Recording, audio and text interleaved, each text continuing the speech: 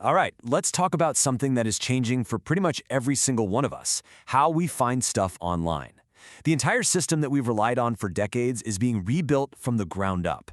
So we're going to break down what's happening, why it's such a big deal, and what might be coming next. You know the phrase, right? For more than 20 years, just Google it has been the answer to, well, pretty much everything. It's so much more than a brand name. It's the cultural shorthand for finding knowledge. It literally defined our relationship with information. But that whole era, it's ending. There's a new force in town, generative AI, and it's not just making a few tweaks here and there. It is fundamentally rewriting the rulebook for how we discover anything and everything. Okay, so to really get where we're headed, we have to first understand where we've been. Let's start with the system we all grew up with, the old guard, traditional search. I mean, the system behind search engines is a genuine marvel of engineering. It really boils down to 3 key steps. First, it's constantly crawling the web, like a spider, to discover every page out there. Second, it indexes all that content, putting it into a gigantic, organized library.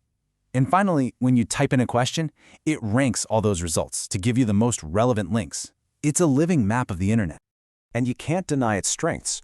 It's given us access to a practically infinite library of human knowledge. It's always being updated with the latest news and information, and, this is a big one, it gives you a list of sources, so you have the power to compare them and decide for yourself what's true.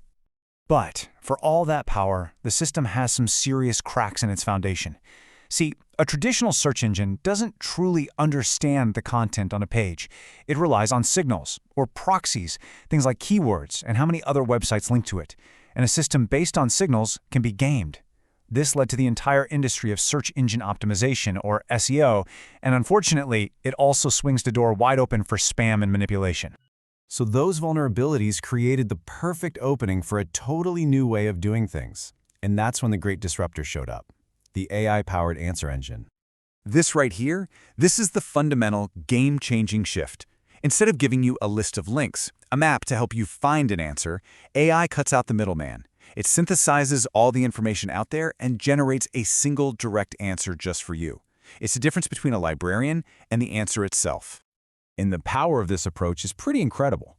These models can understand context and nuance, not just keywords. They can take super complex subjects and just summarize them for you instantly.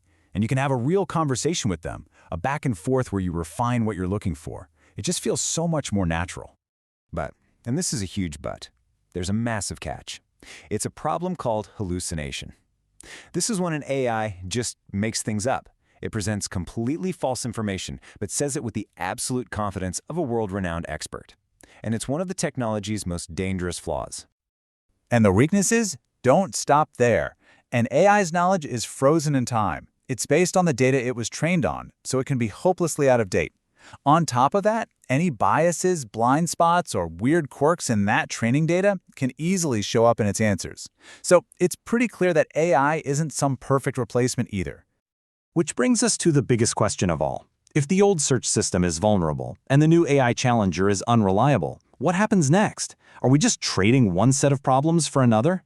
Well, it turns out the answer isn't about one of them winning. It's about how they're coming together. So this is the really cool part.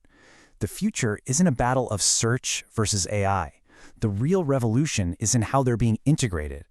It's this unlikely alliance where each technology happens to solve the other's biggest problems. And that synergy is incredibly powerful.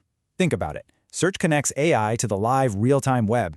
That grounds the AI in up-to-the-minute facts, which massively reduces those dangerous hallucinations and keeps its knowledge fresh. And in return, AI gives search the ability to understand natural language, to get what you mean, not just what you type.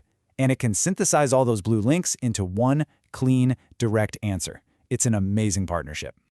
But this powerful team-up isn't a perfect fairy tale. In fact, this convergence creates a whole new category of system-wide risks for the entire internet. First off, there's a huge economic threat. If the AI gives you the answer right there on the search page, why would you ever need to click through to the publisher's website? These are called zero-click answers, and they could starve content creators of the traffic they need to survive. This threatens the very ecosystem of writers and publishers that produces the information the AI needs in the first place. And then there's this other, more existential threat.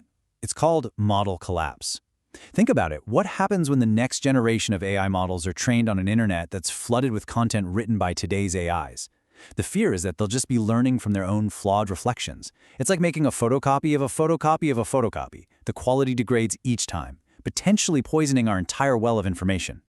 So all of this brings us right here, to this moment. Because understanding all these shifts isn't just a fun tech debate. We are standing at a critical digital crossroads, and the choices that companies are making right now will absolutely shape the future of how we all find information. When you pull it all together, the big takeaway is clear. Search is no longer just a simple gateway to a list of websites.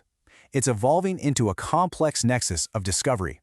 This new space where our human questions, powerful AI, and the very structure of our society all collide. And that leaves us with one final big thought to chew on.